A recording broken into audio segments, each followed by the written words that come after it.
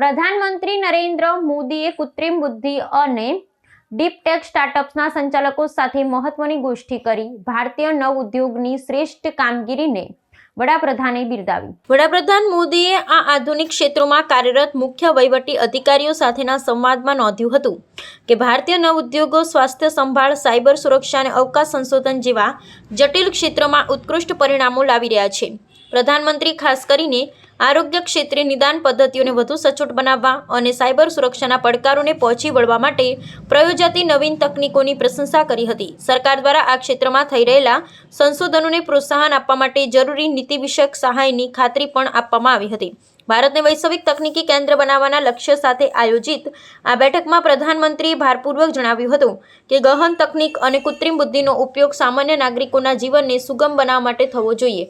અવકાશ ક્ષેત્રે ખાનગી ભાગીદારી વધારવા અને નવા ભૌગોલિક પડકારોને ઉકેલવા માટે સ્ટાર્ટઅપ્સની ભૂમિકા અત્યંત મહત્વની છે। આ પ્રસંગે વિવિધ કંપનીઓના વડાઓએ પણ પોતાના મંતવ્યો રજૂ કર્યા હતા અને ભારતના ભવિષ્યના રોડમેપ અંગે ઉત્સાહ વ્યક્ત કર્યો હતો।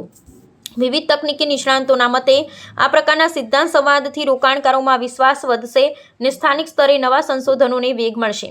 આગામી સમયમાં આઈટી ક્ષેત્રના આ નવા સોપાનો ભારતને $5 ટ્રિલિયન અર્થતંત્ર તરફ લઈ જવામાં પાયાની ઈંટ સાબિત થશે તેવી આશા વ્યક્ત કરવામાં આવી છે। સરકાર દ્વારા આ ક્ષેત્ર માટે જાહેર કરવામાં આવેલા ફંડ અને ટેક્સ રાહતોનો મહત્તમ લાભ લેવા માટે પણ ઉદ્યોગ જગત આશાવાદી છે।